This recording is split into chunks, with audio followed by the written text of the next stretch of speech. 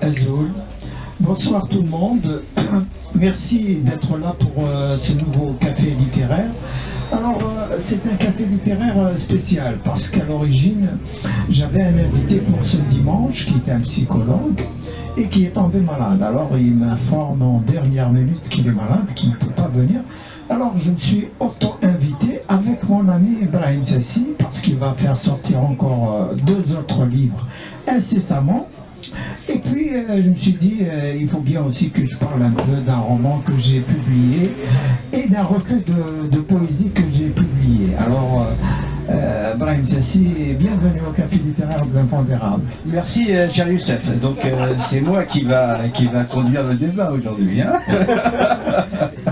Oui, alors, avant le débat, j'aimerais que tu nous dises un mot quand même sur les 2 livres que tu vas faire sortir, au moins leur titre et les préfaces. Voilà. D'accord.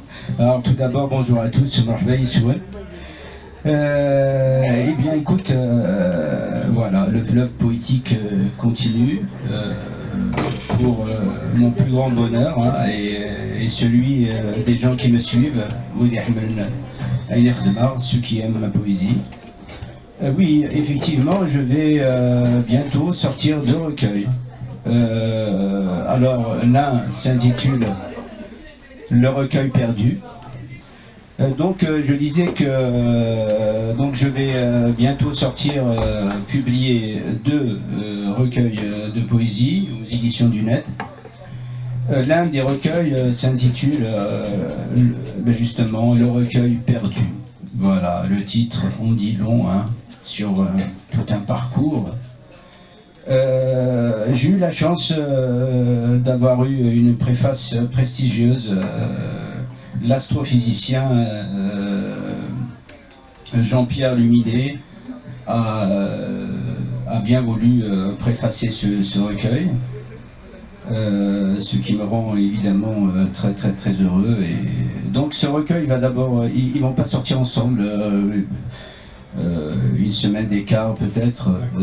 Donc voilà, donc il y a le recueil perdu qui va sortir, donc avec cette préface de Jean-Pierre Luminet.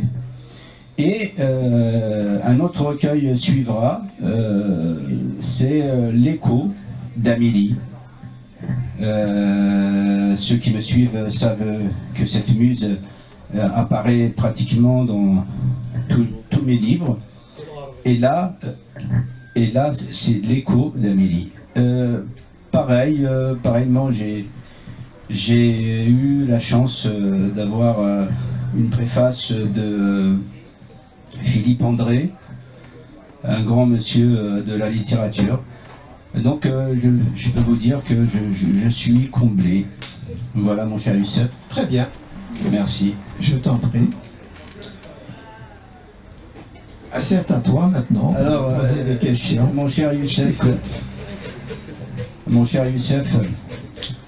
tu n'es plus à présenter maintenant.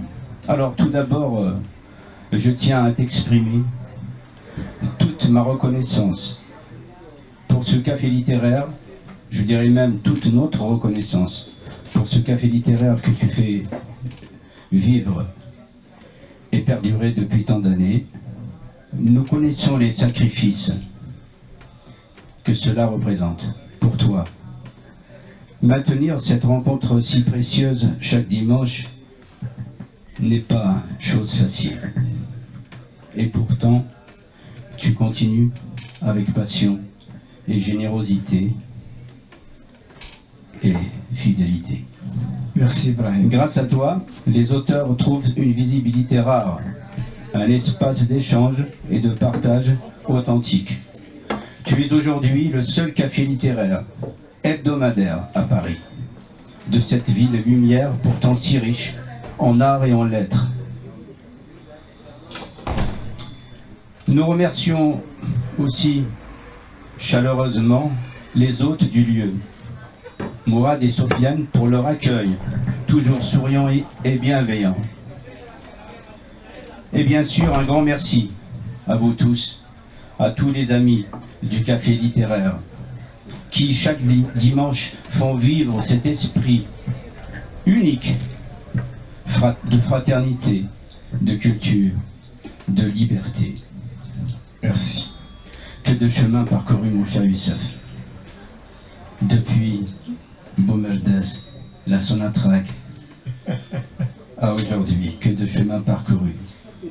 Tu as laissé une place prestigieuse, une position sociale, pour être libre, pour écrire, parce que tu croyais en une Algérie, et tu crois toujours en une Algérie meilleure.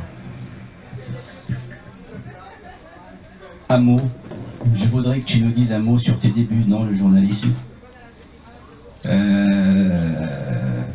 particulièrement sur les rencontres qui t'ont marqué toi personnellement, et qui ont marqué ton écriture. Des rencontres telles que Tahar Djaoud, Khaireddine Amia.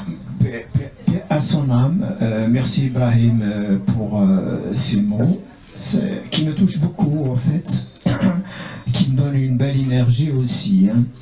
Alors le journalisme, j'y suis venu parce que j'ai toujours aimé les journaux en fait.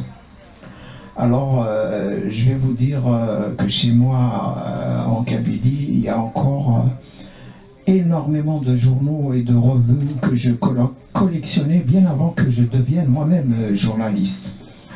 Alors j'ai commencé à être journaliste dans Alger Républicain.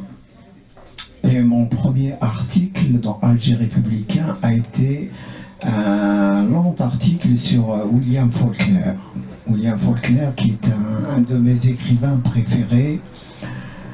C'est l'écrivain qui a le plus influencé Kateb Yassine, par exemple. On retrouve dans Nejma cette absence de chronologie dans pratiquement tous les livres de William Faulkner. Alors Tahar Djaoud, paix à son âme, je l'ai rencontré souvent. Et je pense souvent à lui parce que au-delà du poète, du grand écrivain, de l'intellectuel, du grand journaliste qu'il est, c'est un homme plein de bonté.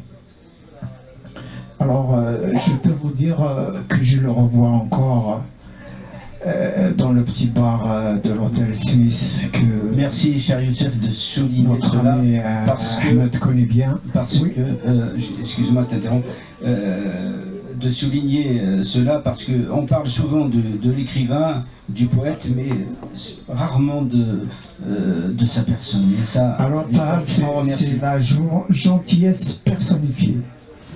C'est quelqu'un qui ne peut jamais prendre quelqu'un de haut. Alors, moi j'ai des souvenirs. Souvent à l'hôtel suisse, on prenait des bières et on discutait, on parlait de littérature. Et Tahar Djaoud, puis à son âme, fallait le connaître aussi, bien sûr. C'est un érudit, hein, c'est quelqu'un qui a lu énormément. Alors, il peut vous raconter la littérature d'Amérique latine pendant 3 heures et vous n'allez jamais vous ennuyer. C'est un poète dans l'âme, à son âme, et il est parti, qu'est-ce que vous voulez. Alors Khaireddine Amia lui ressemble, ils ont travaillé ensemble à Alger Actualité. Donc Khaireddine, moi j'ai eu la chance de le côtoyer d'abord à La Nation en tant qu'hebdomadaire, et puis quand est né le quotidien La Tribune. Khaireddine, même s'il n'a pas publié beaucoup de livres, il était perfectionniste en fait, hein, donc il était sur un roman, il est sorti après sa mort. Khaireddine aussi était très gentil, c'est un érudit aussi, et c'est quelqu'un qui respectait les autres. Dans son journal La Tribune, c'est le premier journal, je dirais, au monde qui a donné la possibilité à tous les journalistes d'écrire l'éditorial. Alors que l'éditorial est souvent réservé aux journalistes chevronnés qui sont assez proches de la direction, etc. Et puis, Khaireddine avait ce souci d'être en cohérence avec la société algérienne qui est plurielle. Et donc, les autres journaux, à mon humble avis, n'avaient pas fait cet effort de comprendre cette société qui est plurielle. Parce qu'on peut tous avoir des avis politiques, philosophiques, idéologiques, mais on ne peut pas ignorer l'autre. Si l'autre ne pense pas comme nous, nous ne pouvons pas l'ignorer parce que nous vivons ensemble. Et si on veut garantir un vivre ensemble, on est obligé de regarder tout le monde. Et Khaireddine avait cette part. C'est un art que peu d'Algériens possédaient malheureusement et je pense que c'est pour ça que notre pays se cherche encore aujourd'hui. Justement, il y avait toute cette beauté à l'époque, justement, toutes ces relations fraternelles. Je dirais que l'Algérie a vécu à ce moment-là une époque charnière. Alors, que s'est-il passé? Pourquoi avons-nous perdu tant de choses? Nous n'avons pas tout perdu. Le cœur surtout. Attention, moi je suis très critique vis-à-vis du régime, mais l'Algérie est un pays qui avance. Hein. Tout n'est pas noir en Algérie. Hein. Bon, soyons raisonnables, regardons les choses en face froidement. Il y a toute une société qui vit, hein, il y a toute une société qui essaie d'être meilleure hein, qu'elle-même. Mais le système, à mon avis, n'est pas bon parce que, principalement, il n'est pas démocratique. La presse algérienne aujourd'hui est totalement muselée et je pense qu'un pays ne peut pas avancer sans une presse libre, par exemple. Mais ta question, Brahim, nécessite une dizaine de livres hein, pour répondre. Hein, parce qu'en général, c'est beaucoup d'éléments qui expliquent l'état d'un pays. Hein. Moi, personnellement, je ne dirais jamais que je connais tout ce qui se passe en Algérie, que je suis au courant de tout. J'avoue qu'il y a des choses qui m'échappent, même si j'ai toujours fait un effort de me documenter, de me questionner, de regarder, de poser des questions aux gens qui connaissent mieux que moi. Donc, principalement, je pense que nous avons raté le coche au moins 2 fois.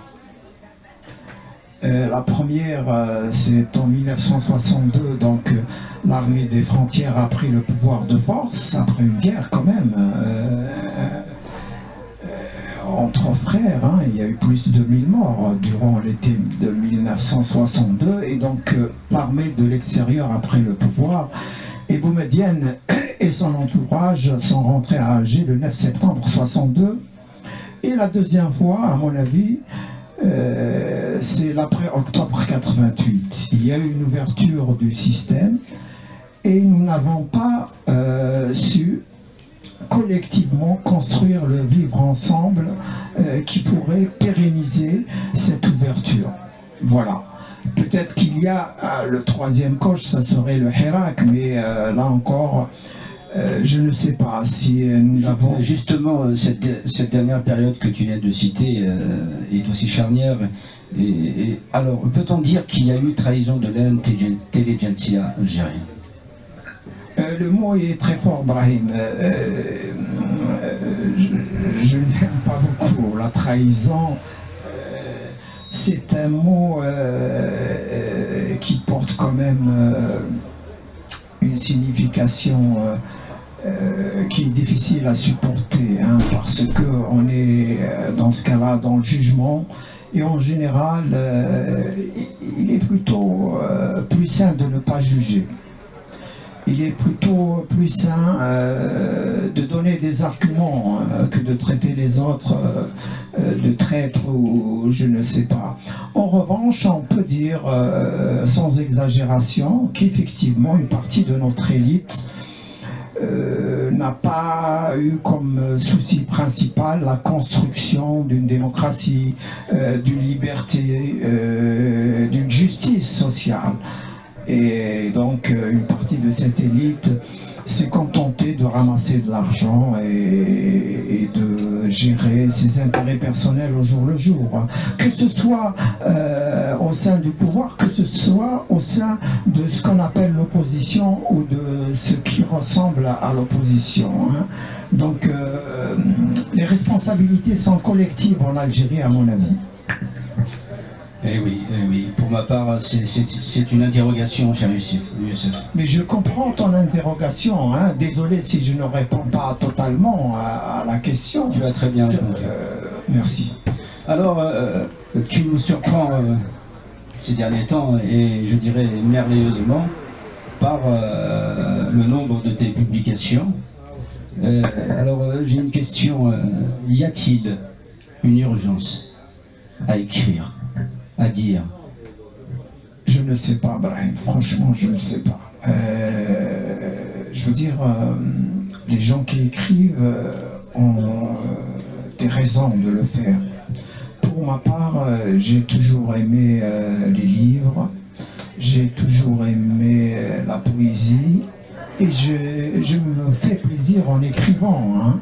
Donc, je n'ai jamais pensé un jour qu'en écrivant, je serais célèbre, je serais connu, ou je gagnerais de l'argent, franchement, ou je gagnerais des prix littéraires. Tout ça, ça ne fait pas partie de mon monde.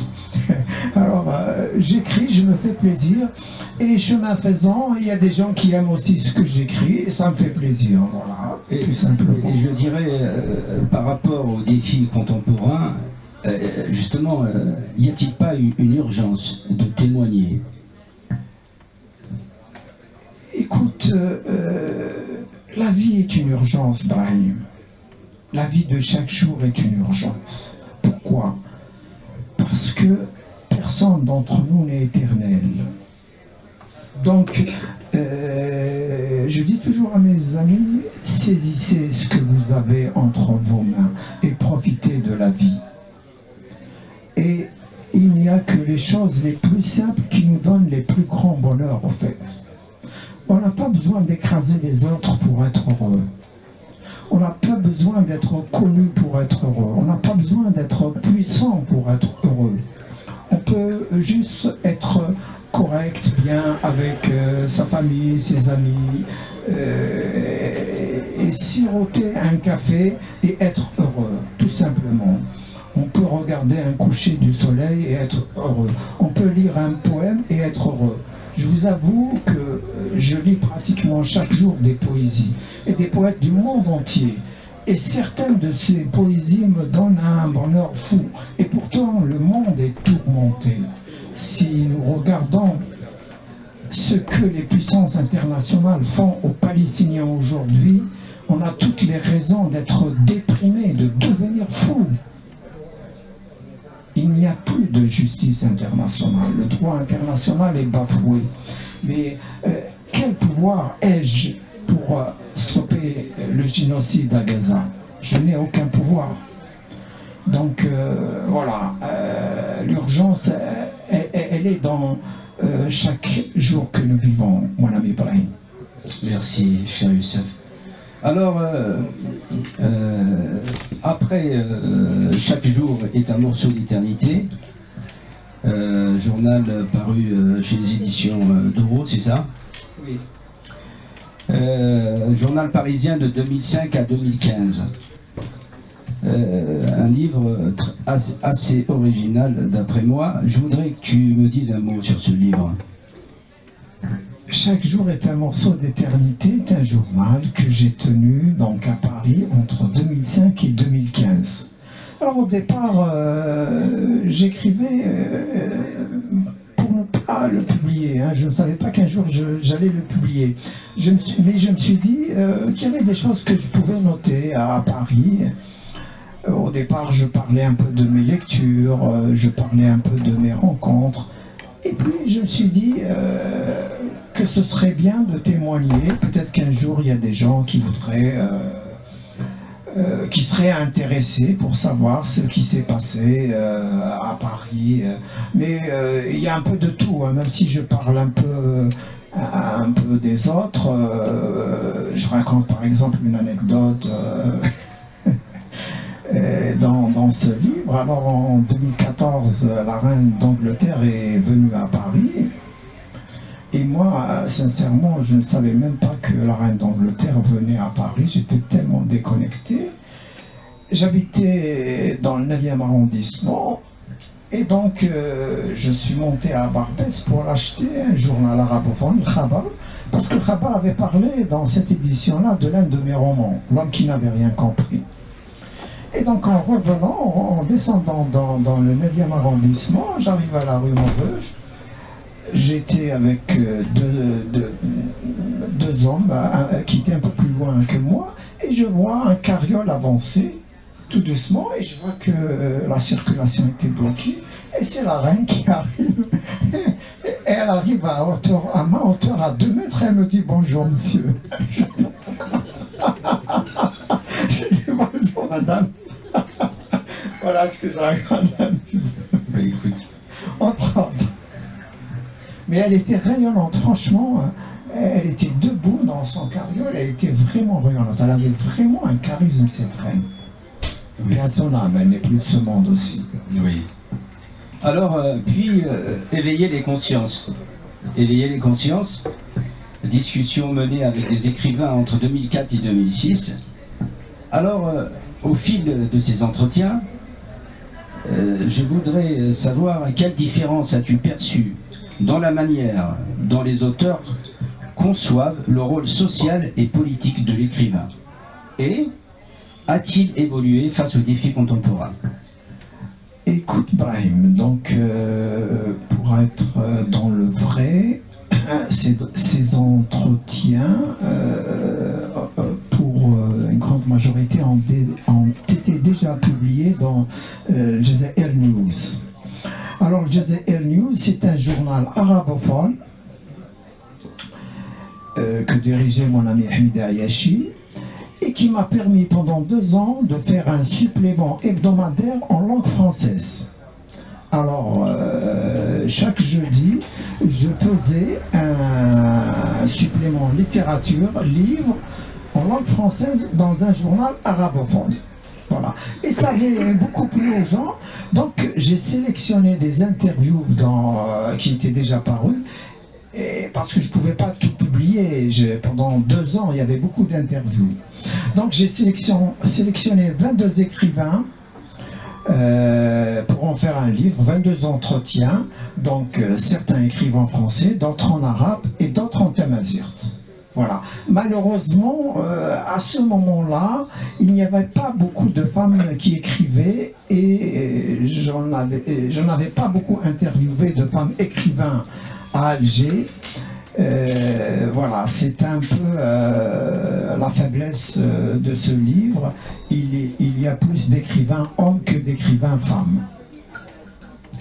Alors, voilà, alors chacun ce qu'il pense de l'écriture, hein. Les 22 à mon avis ont une philosophie différente, hein. Même si leur désir de vivre dans un pays libre, un pays démocratique, ils le partagent pratiquement tous.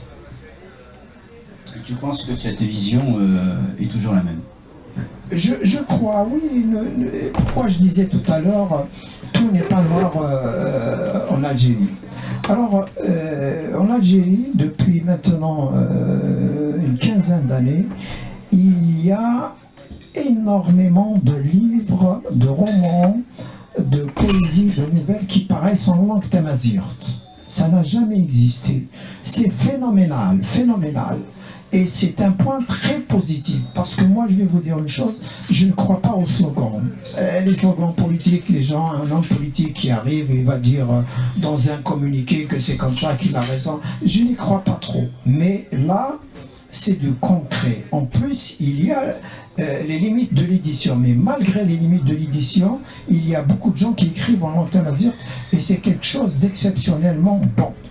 Alors, il y a aussi des écrivains qui écrivent de très beaux textes en langue française.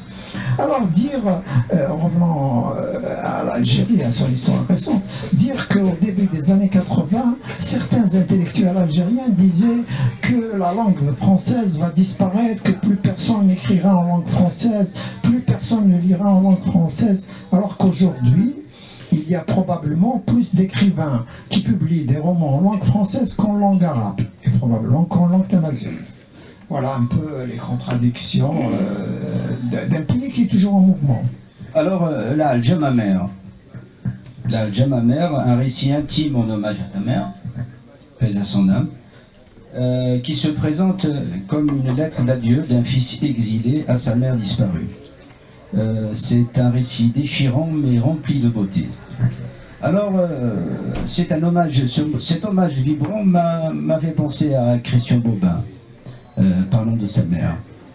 Juste un mot sur ce livre poignant, déchirant. Merci Brahim. Effectivement, ma mère est partie le 21 septembre 2022. Cela m'a beaucoup chagriné parce que certains de mes amis le savent, ça fait un moment que je ne suis pas reparti en Algérie. Donc je n'avais pas revu ma mère durant près de 17 ans. Donc vous imaginez un peu le choc. Donc j'ai fait un livre juste pour dire ce qu'elle était, comment nous avions vécu en Kabylie, et surtout pour lui dire merci, 1000 fois merci pour la bonté, la générosité, l'humanisme, la poésie, toutes ces belles valeurs qu'elle m'a transmises. Voilà, ma mère n'a pas été à l'université, hein, mais elle a eu une expérience de vie très intéressante qu'elle a donnée à ses enfants, à moi, à mes frères et sœurs. Donc je raconte aussi certains épisodes de notre vie quotidienne de jadis, donc sur les hauteurs de Lac Fadou. Lac Fadou, c'est mon pays natal. Voilà. Alors, puis arrive le Sésame d'Alger. Quel titre, quel titre. Alors, le titre évoque à la fois un accès, une clé, peut-être même un mot de passe.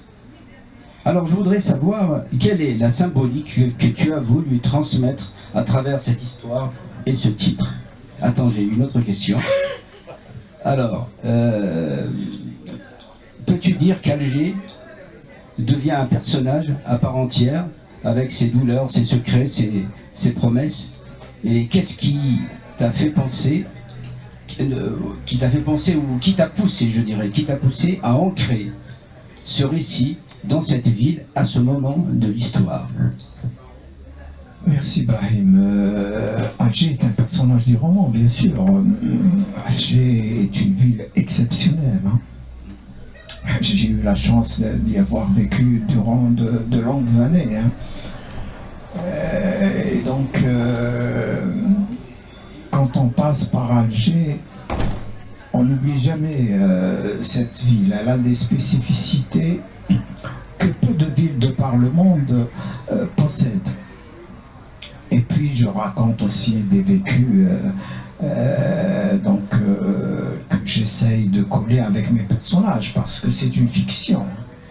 Alors le Sésame d'Alger, c'est un Européen d'origine qui parle. Alors c'est Sylvain Gérard qui est né à Alger en 1930, mais dont les parents sont arrivés, donc l'arrière-grand-père arrive à Alger en 1872.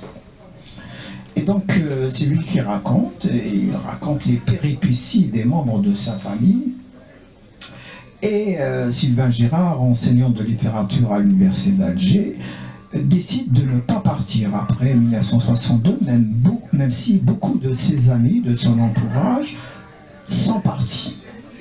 Et d'ailleurs, je raconte donc un carnage qu'il y a eu à Alger le 26 mars 1962. Donc, l'armée française a tiré sur la population civile et a tué beaucoup de personnes. Et donc, ce prof d'université a assisté à ce carnage. Et contrairement à d'autres amis à lui, il ne décide pas de partir parce que ce carnage y est pour beaucoup dans le choix de quitter le pays, hein. Donc c'est la troupe armée française qui tire sur la population. Mais j'ai fait quand même des recherches sur l'histoire de cette tuerie. être un peu dans le vrai, c'est un roman, je peux dire ce que je veux, mais il s'avère que les militaires qui étaient rue d'Islay à ce moment-là étaient de confession musulmane. C'était des militaires français, mais de confession musulmane. Et d'ailleurs, il y avait des gradés de l'armée française qui avaient signalé auparavant que peut-être il serait imprudent qu'ils restent là. Et d'ailleurs, la population civile, certains d'entre eux les traitaient de félagas. Il faut savoir que l'OAS est à ce moment-là en train de faire des dégâts. Et d'ailleurs, la marche de la population civile est une réaction au fait que Bab el Oued a été isolé par l'armée française elle-même. Voilà. Donc, mais il n'y a pas que ça dans le roman. Hein. Et manque de peau pour ce Sylvain Gérard. Il va vivre la même chose pratiquement à quelques mètres plus loin. Il va assister à un autre carnage le 10 octobre 1988. Donc là aussi, l'armée algérienne va tirer sur la population et un journaliste de l'APS va perdre sa vie personnelle. Donc, bien sûr, un livre à lire, comme tous les livres, cher ami. Le Sésame d'Alger, donc aux éditions du Net. Puis arrive La gloire infinie de l'instant éphémère. Quel titre? Toujours aux éditions du Net. Alors, dans La gloire infinie de l'instant éphémère, tu explores l'éphémère comme une force poétique, une mémoire intérieure, un lieu de résilience. Alors, justement, là, le passage du temps, l'éphémère, le souvenir deviennent des territoires de l'écriture. Ce que je voudrais savoir, c'est comment s'est fait le choix des mots, le rythme des phrases et la façon d'écrire. À mon avis, je ne pourrais pas expliquer tout ça à mon ami Brahim. Je veux dire, c'est des petits textes, peut-être que c'est de la poésie, peut-être que non. Alors, parfois je rends hommage à des personnages, soit des proches, soit des amis, soit des membres de ma famille. Soit c'est des cris de cœur dans ce monde tourmenté, dans ce monde injuste. Mais effectivement, au final, il y a une cohérence. Donc j'avoue qu'au départ, ce n'était pas évident dans ma tête que je publie ces textes. Hein. Voilà, donc, mais en les regardant... Heureusement pour nous que tu l'as fait. Merci, hein. Merci.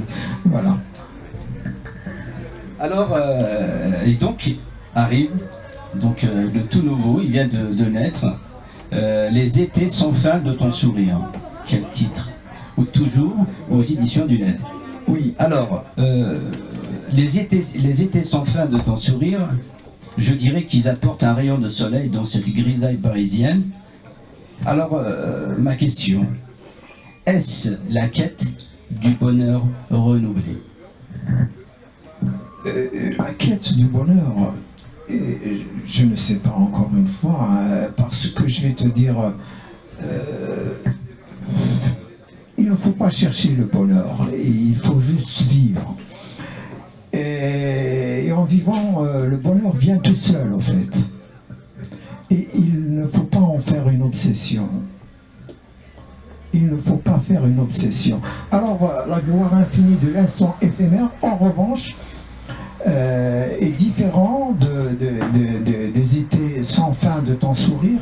Les étés sans fin de ton sourire, j'ai mis du temps pour asseoir, on va dire, un certain lyrisme, une certaine poésie que j'aime. Donc, si tu veux, Brahim... le titre est incroyable. Merci. Donc, d'où ma question, la quête du bonheur oui, infini. Peut-être que c'est une quête inconsciente, je ne sais pas. Mais en tout cas, toute personne qui écrit fait venir une part de bonheur dans son cœur, dans son âme, dans son esprit.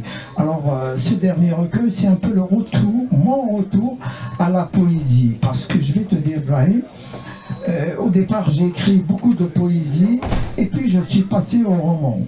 Et quand je suis passé au roman, à l'essai, au récit, je me suis dit que peut-être je ne reviendrai plus à la poésie. Franchement, hein, je me suis dit que peut-être j'en étais plus capable d'écrire des poésies. Eh bien, je me suis trompé. Finalement, je peux encore écrire des poésies. Voilà. Heureusement et merci.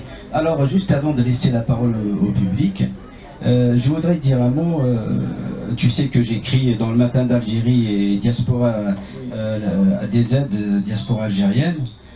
Ces derniers temps, j'ai voulu mettre en lumière les peintres. Je trouve qu'on ne parle pas assez d'eux. Alors, j'ai voulu mettre en lumière surtout les femmes peintres.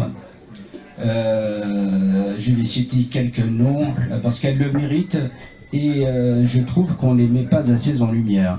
Alors il y a Fayrouz Saliha Baba Amer, Jamila Babsia, Masika Beloula, Keltoum Defous, Zahia Achash, Ben Ghazala Boufela Amel. Et il y a aussi donc les peintres, les hommes peintres. J'ai écrit sur Farid Mamri, Azel Belkadi, Mohamed Yassine Hassini, Monsef Gita, Rachid Nassib, Rojdi Besseh, Houssine Ziani, Gloria Stetbe, Marie Andrea, Mohamed Shafa Ouzani, Sid Ahmed Chaban, Mustafa Bousseta, Mustafa Boutajin. Voilà. Bravo. Je trouve que oui, tu as on ne raison. met pas assez en lumière la peinture. Absolument. Cet art que je dirais majeur. Absolument. Absolument. Donc on peut laisser la parole au public. Absolument. Je crois que la Baha veut dire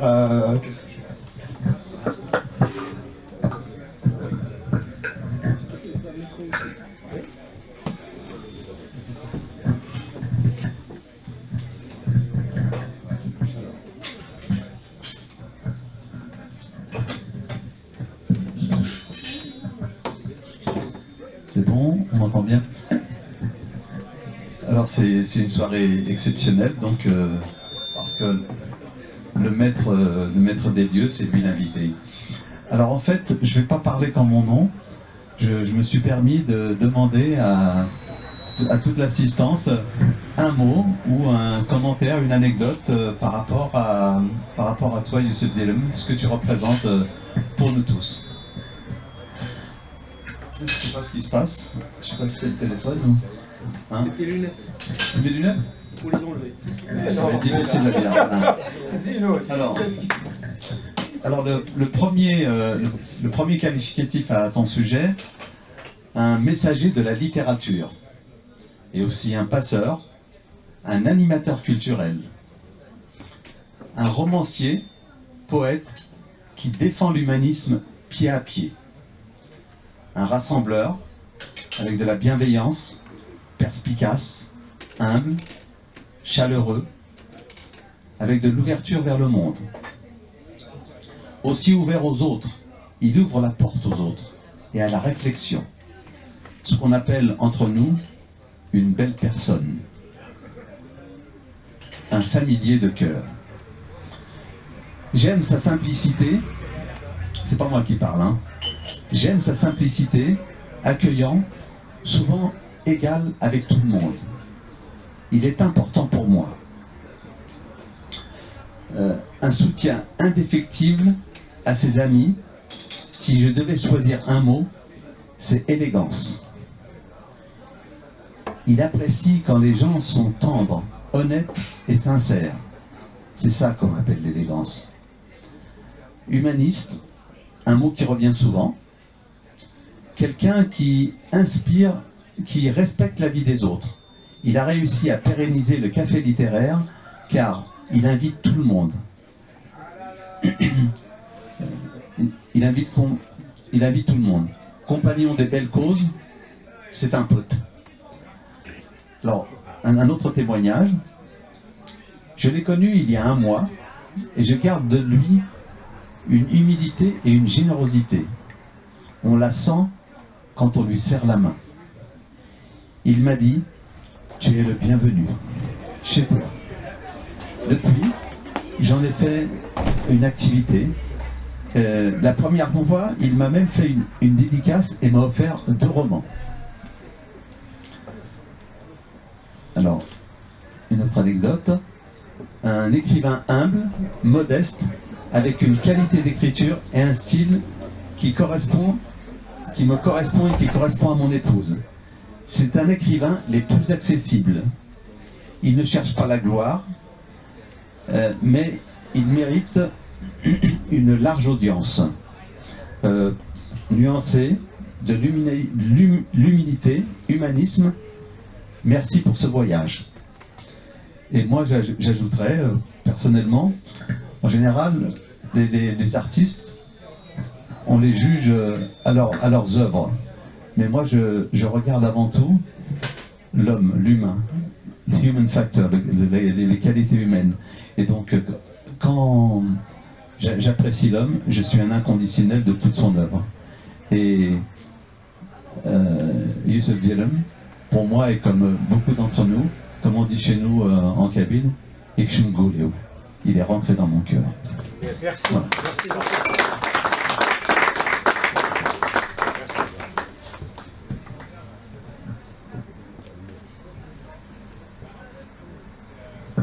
Là, je ne vais pas poser de questions.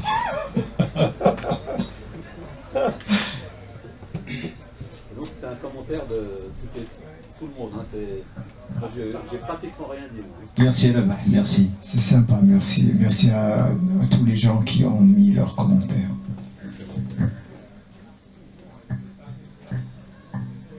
Une autre question? Oui, Kada.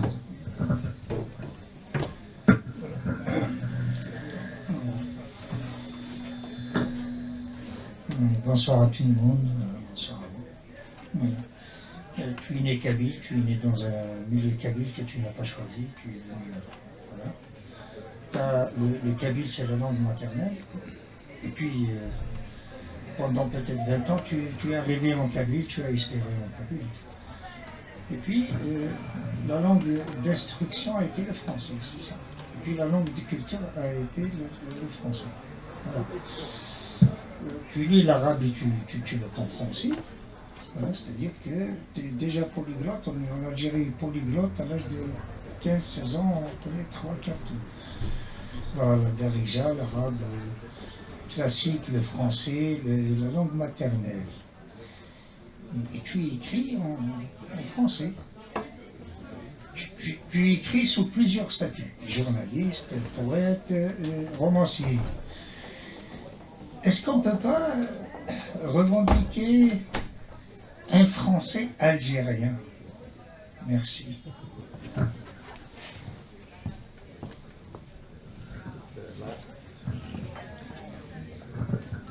Là, c'est une colle, mon ami Kadar. Je ne suis pas un linguiste, mais moi, je vais te dire une chose. Oui, il y a des choses qui sont propres à l'Algérie du point de vue des langues et donc du français. Les Algériens disent toujours taxieur. Taxieur n'était pas un mot qui était toléré par la langue française, même s'il a fini par entrer dans le dictionnaire français.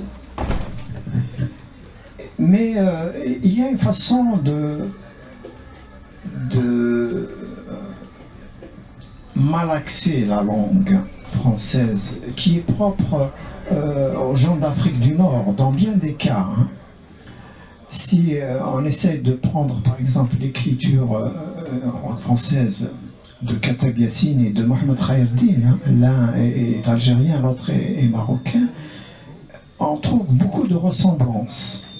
Et on trouve des façons de dire qu'on ne retrouve pas automatiquement chez les autres écrivains, qu'ils soient en France, au Canada ou en Belgique. Mais je vais te dire, les langues, elles se valent toutes. Toutes les langues sont belles. Alors, moi, je peux écrire en langue arabe. La langue arabe est une langue que j'aime beaucoup. Je peux écrire en langue tamazight, c'est une langue que j'aime beaucoup.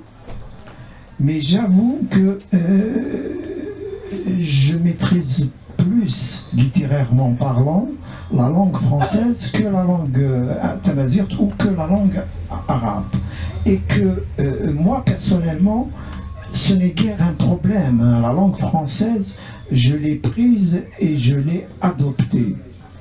Et il y a pourtant un passif historique politique par rapport à la langue française, par rapport au colonialisme français, qui est indéfendable et qui a fait beaucoup de tort à l'Algérie et même dans d'autres pays. Mais ça, moi, je le sépare de la langue. On peut écrire des langues en langue tamazight, des textes qui vont faire l'éloge de la dictature, du fascisme. Et certains le font d'ailleurs. Donc la langue n'est qu'un outil. La langue n'est qu'un outil.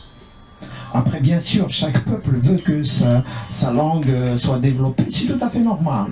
Mais moi, grâce surtout à mon exil parisien, j'ai appris à regarder le monde comme un village.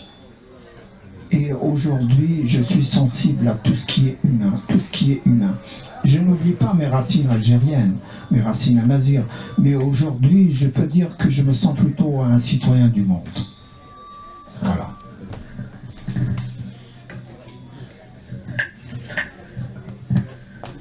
Une autre question? Alors, des questions, des remarques. Samir. Samir, oui.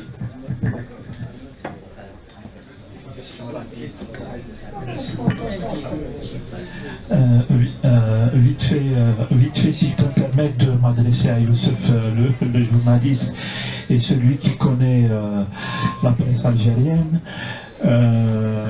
juste pour demander, en fait, que s'est-il passé pendant les années 90 concernant le champ médiatique et la presse en particulier?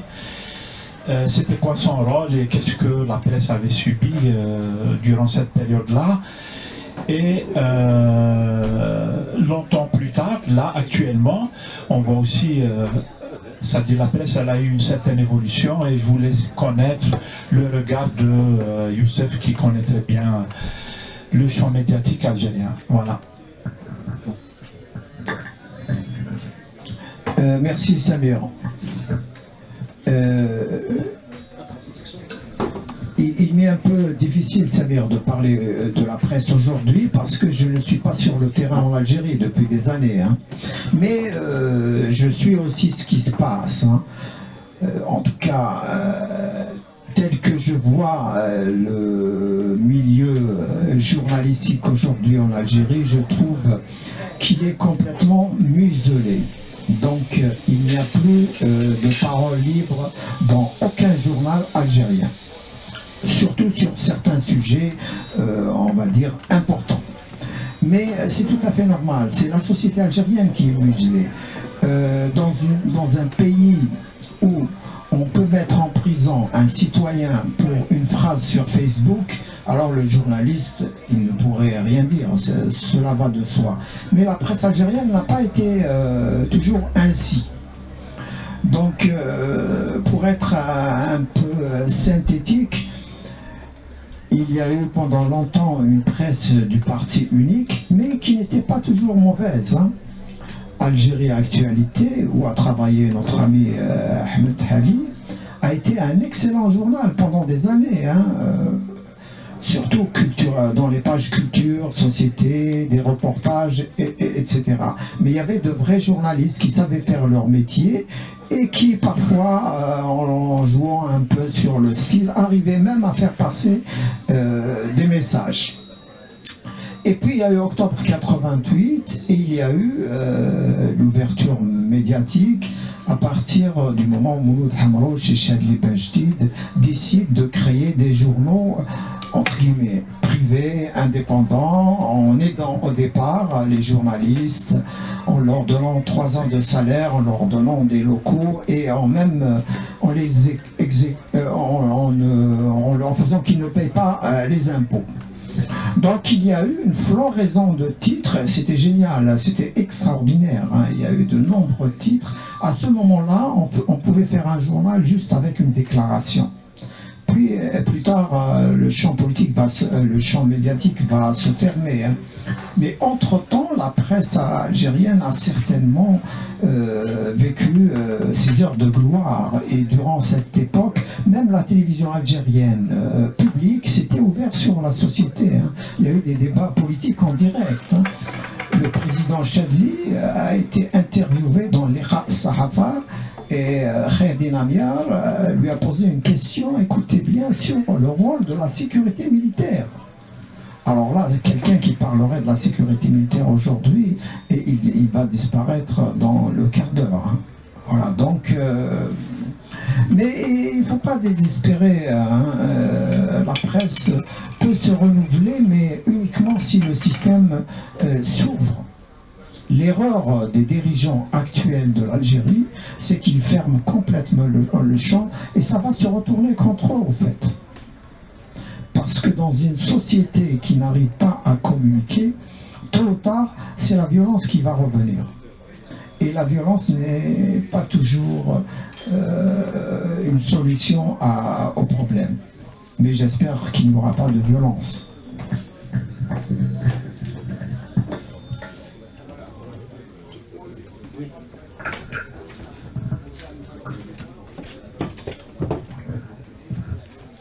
Salut Youssef, donc moi j'ai une double question. Donc, la première concerne donc les médias français. On a le sentiment qu'on invite toujours les mêmes. Il y a une espèce de filtre, une sélection de base qui se fait sur les écrivains, sur les artistes, sur tout le monde.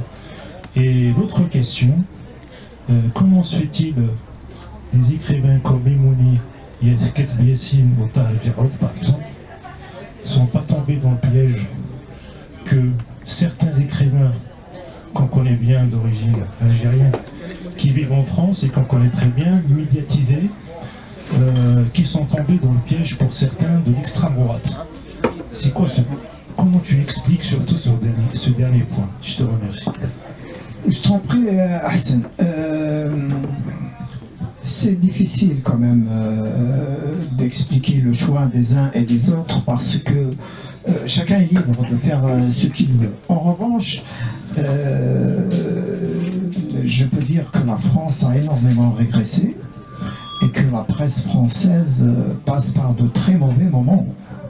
Aujourd'hui, nous avons des chaînes de télévision qui appartiennent à de grosses fortunes qui ne font pas dans le journalisme en réalité. Hein. C'est plutôt une chaîne d'opinion et qui permettent des paroles parfois vraiment xénophobes, racistes ou vraiment tirées par les cheveux, qui n'existent pas. Mais bon,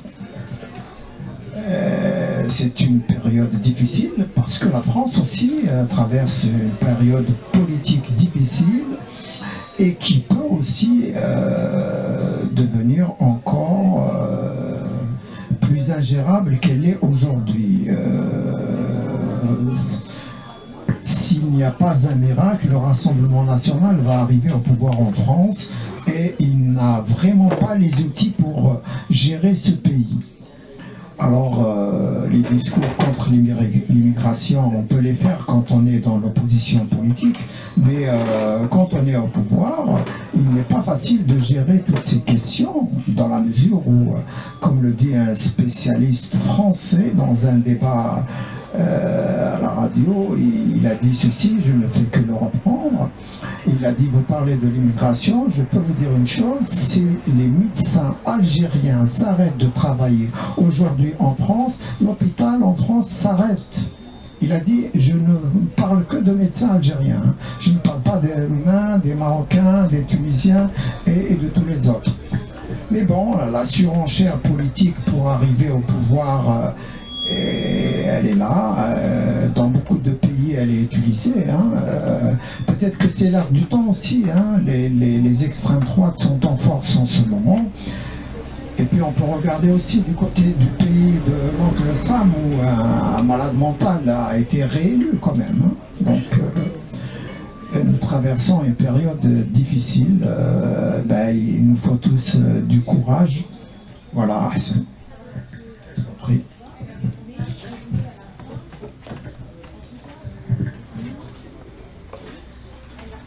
pour un élève comme vous, comme toi, qui est passé par le CET, le collège d'enseignement technique, on ne connaît pas beaucoup de gens qui écrivent et qui sont passés par le CET parce qu'à l'époque, la majorité des gens sont passés par le CEG ou par le CEM.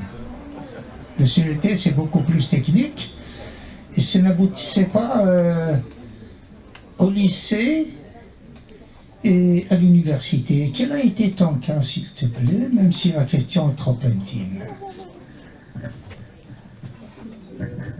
Mon ami Kadin, ici on peut poser toutes les questions, il n'y a pas de souci.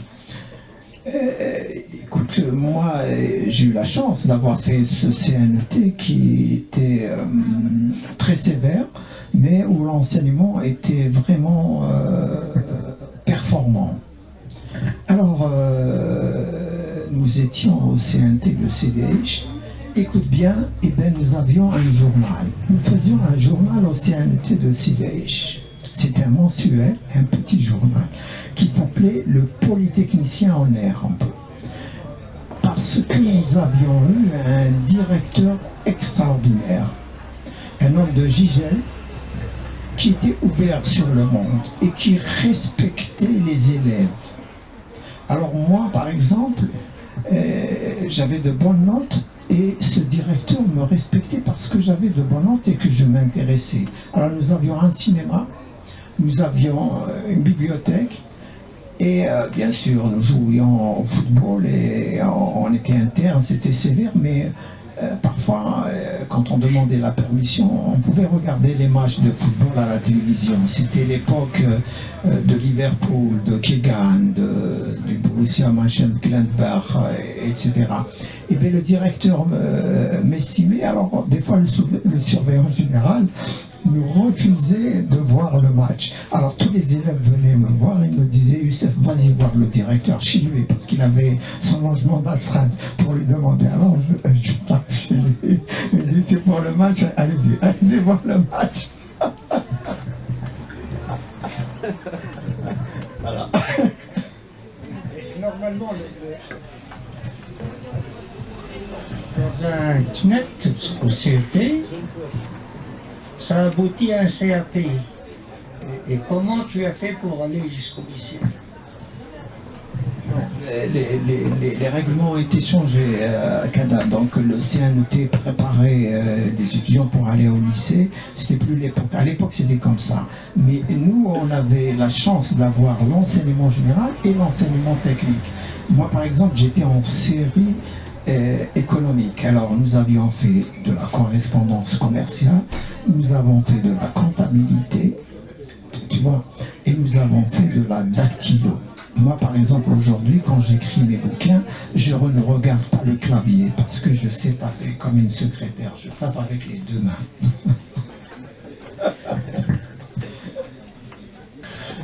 Azeflaoui, tout d'abord Youssef, toutes mes félicitations pour tes nouveaux livres et aussi notre ami Brahim Sassir. Je pense on a beaucoup parlé sur le côté négatif du monde, sur les guerres, sur les dictatures, ainsi de suite. Là, je préfère revenir un peu au bonheur. Là, tu as parlé, Youssef, du bonheur. Là, tu as dit une phrase magnifique. On ne doit pas chercher le bonheur, on doit le vivre. C'est la réalité des choses, parce que tout simplement, le bonheur, il est à l'intérieur de chacun de nous. Si on le cherche, ce que veut dire, on risque de vivre dans les attentes. Ce que veut dire attendre quelqu'un de la famille, ainsi de suite, ainsi de suite. Le bonheur, il est à l'intérieur de nous-mêmes, ce qu'on appelle de l'intérieur vers l'extérieur. Alors, ma question, Youssef, simple et direct, puisque vous parlez, vous écrivez du bonheur, alors quelles sont tes références? Est-ce que c'est des psychologues, c'est des philosophes, c'est des poètes, c'est des écrivains, ainsi de suite? Merci.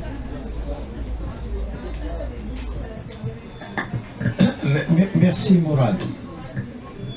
Écoute, moi je ne suis pas psychologue Mourad, mais je m'intéresse à la psychologie parce que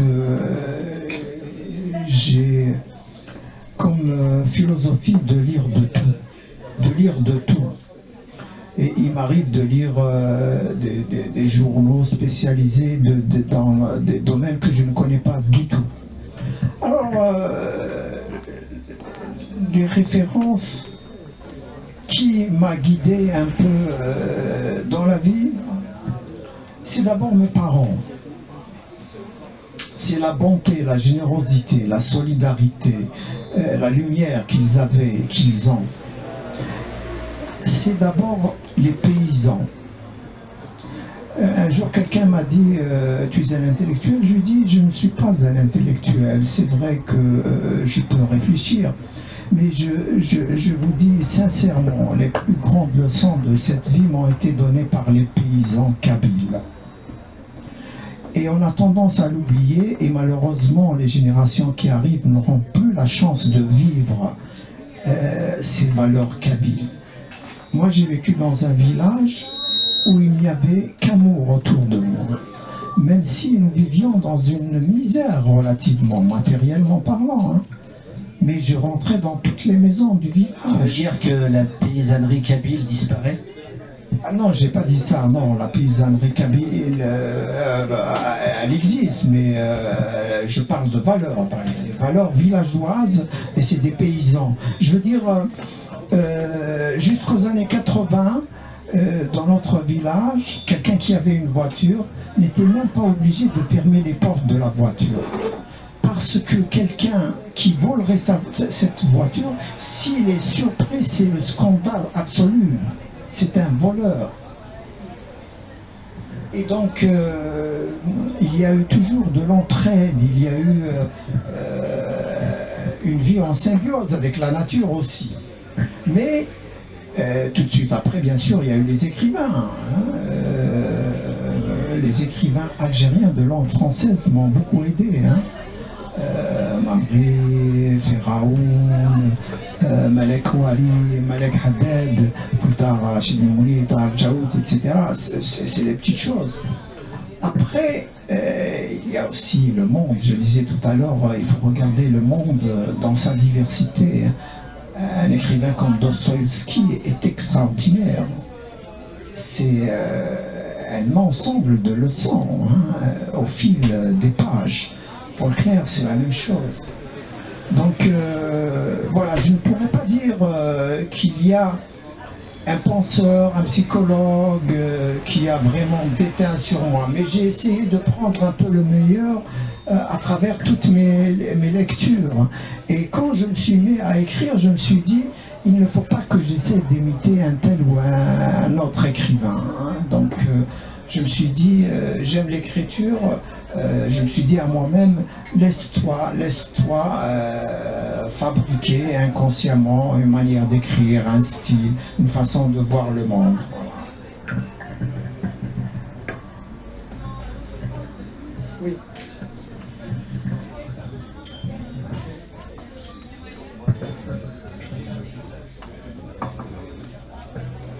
Bonsoir à tous. Je suis très heureux d'être là aujourd'hui parce que j'ai eu l'occasion de vous écouter parler. Parce que souvent, c'est vous qui posiez les questions, mais là, on vous a écouté parler et ça m'a donné une idée, une meilleure idée de vous, de la personne que vous êtes. Et je ne suis pas déçu parce que l'idée de départ que j'avais de vous, c'est confirmé. Et puis, dans vos propos, il y a un mot qui est venu et qui m'a beaucoup intéressé, c'est le pluralisme. On est dans un monde pluriel qui malheureusement, le pluralisme est source de conflits, alors que je me dis que c'est ce que le monde a de plus charmant. Le fait que nous soyons tous différents et que cette différence-là, ce pluralisme-là devait nous pousser à vivre dans un cadre beaucoup plus apaisé. Et la question que j'avais, c'est d'un point de vue linguistique en Algérie, parce qu'il y a un mouvement qui a commencé en Afrique noire depuis un certain temps, c'est que les écrivains se disent qu'ils ont vécu la colonisation et que beaucoup d'entre eux écrivaient dans des langues telles que l'anglais, le français, qui ne sont pas leur langue maternelle. Et donc ils se disent qu'ils n'écrivaient pas pour leur population, ils n'écrivaient pas pour leur peuple. Parce que beaucoup de leurs concitoyens ne comprennent pas ces langues-là. Et ils se disent, comme vous l'avez dit tout à l'heure, toutes les langues se valent, toutes les langues sont belles, et ils vont écrire dans leur langue. Je donnerai le cas de Ngugi wa Thiong'o, le défunt Ngugi wa Thiong'o qui nous a quittés il n'y a pas longtemps, qui, en tant que Kenyan, écrivait en langue anglaise, mais à un moment il s'est dit, je vais écrire en Kikuyu. Mes livres plutôt, je les écris d'abord dans ma langue avant de les traduire en anglais. Au Sénégal, il y a le cas de Boubacar Boris Diop qui a eu le prix Nesdat de la Société américaine de littérature en 2022. Lui aussi, il écrit beaucoup en Wolof. Il a publié d'ailleurs 3 romans en Wolof. Et l'un de ces romans a été récemment traduit en français. Et donc la question que j'avais est, est-ce qu'en Algérie, il y a ce mouvement-là qui prend forme de grands écrivains qui se disent, bon, je vais écrire dans ma langue maternelle avant de la traduire en français ou dans une autre langue. Merci. Merci pour votre intervention pertinente. En Algérie, il y a certainement ce désir d'écrire dans les langues, parce qu'il y a plusieurs langues de l'Afrique du Nord. Hein. Pendant longtemps, on a parlé de la langue arabe, de l'arabisation. Il y a à ma connaissance un seul écrivain qui a dit je n'écrirai plus en langue arabe, en langue française, mais uniquement en langue arabe, mais au bout d'une année ou deux, il s'est remis à écrire en langue française. Hein. Le souci, c'est l'écrivain Rachid Boujdra, hein. Hali est au courant bien sûr. Aujourd'hui, il y a un réveil sur le plan d'écriture de la langue amazigh, qui est la langue la plus ancienne en Afrique du Nord. Hein. Encore une fois, je vais redire mon point de vue. Je pense que la langue n'est qu'un outil. Que probablement il y a beaucoup de populisme à vouloir à tout prix écrire dans la langue telle ou autre. Parce que personnellement je disais je peux écrire en langue tamazight, je serais lu par beaucoup moins de monde et probablement j'écrirais des choses qui seraient moins abouties. Par exemple dans cette langue amazigh. Et c'est la même chose pour la langue arabe.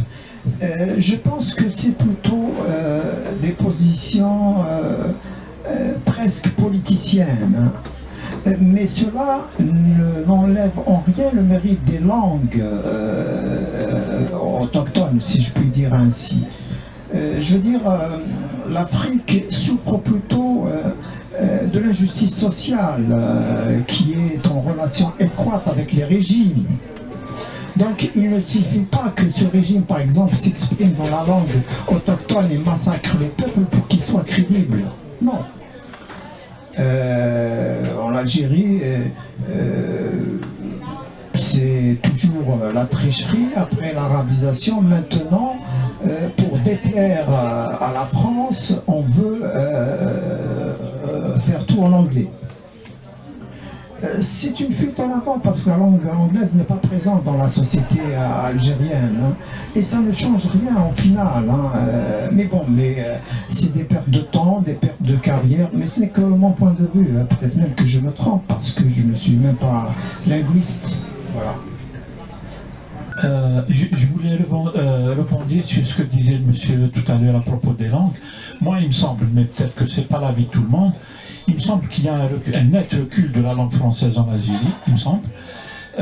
Il y a beaucoup moins de gens qui comprennent la langue française, même si on continue à la comprendre parce que c'est un héritage en fait qui ne parle pas comme ça. Mais on le voit par exemple sur les réseaux sociaux où moi-même je fais ma petite expérience. Quand je poste en langue arabe, j'ai beaucoup de réactions. Quand je poste en langue française, j'ai des réactions mais limitées, c'est-à-dire un entourage francophone qui est limité. Par contre, la majorité des gens, ils sont plutôt arabophones en fait. C'est la langue arabe maintenant qui est devenue, je pense que après une cinquantaine d'années ou 60 ans d'enseignement de la langue arabe et tout, maintenant elle s'est généralisée et tout ça. Donc moi il me semble que la langue française a beaucoup de recul dans notre pays, mais c'est peut-être pas l'avis de tout le monde. Et à propos du fait d'écrire dans une langue que les nôtres comprennent, ce que vous disiez tout à l'heure, en fait, c'est-à-dire il me semble que Kate Biassin a été confronté à ce type de problématique. À un moment, lui qui écrivait en français, c'était un génie dans son domaine, il s'est mis à écrire en langue arabe, justement sur le même principe que vous disiez tout à l'heure, c'est-à-dire il voyait qu'en s'adressant aux Algériens en langue française, c'était pas tout à fait leur langue. Et il s'est mis à écrire en langue arabe, notamment du théâtre. Et il voulait, y compris en faisant du théâtre, il voulait s'approcher de la population et ne pas être une sorte d'élite qui réfléchit, etc., mais qui a une distance comme ça avec le peuple. Je pense que la remarque, elle est pertinente, même si ça reste un avis et peut-être que tout le monde ne le partage pas. Oui, Samir, tu as raison. L'école est arabisée depuis des années, hein, bien sûr. Qu'est-ce que c'est, Asdine? On prend une dernière question et puis... Vas-y, Asdine. Bonjour tout le monde. Youssef, merci pour tout ce que tu fais. Moi, j'ai pas de questions précises. Alors, je n'ai pas lu ton dernier livre. Par contre, je voulais intervenir sur la question des langues. Je pense que Kate Biassin, moi je l'ai dit sans complexe, quand Kate Biassin a décidé, elle n'avait pas dit qu'il va arrêter d'écrire en français, quand on voit la qualité littéraire de ses pièces en français, ou bien de ses ouvrages en français, en arabe dialectal, enfin il y a aussi de la tamazight, comme la pièce par exemple Ahmed prend ta valise, tout ça, j'ai vu certaines de ces pièces, c'est pas la même qualité, c'est sincèrement. Hein. Malek Haddad, je pense qu'il avait un complexe, parce qu'il s'appelait, dans l'état civil, Aimé Malek Haddad. Donc comme sur le plan politique, idéologiquement, il avait vécu ça comme une espèce... D'ailleurs, il avait écrit un essai qui s'appelle « Zéro tourne orange, je crois », où il s'était suicidé littérairement. D'ailleurs, il n'avait rien écrit, même en arabe, parce qu'il ne maîtrisait pas l'arabe, tout simplement. Voilà. Merci Asdine, merci tout le monde. Il y a quelques livres pour quelques dédicaces. Il n'y en a pas beaucoup de livres, je m'excuse personnellement. Et à la semaine prochaine, on aura en principe notre confrère Taharani qui nous revient d'Israël. Il aura beaucoup de choses à nous dire. Taharani, un ancien journaliste d'Al Watan qui travaille maintenant pour France 24.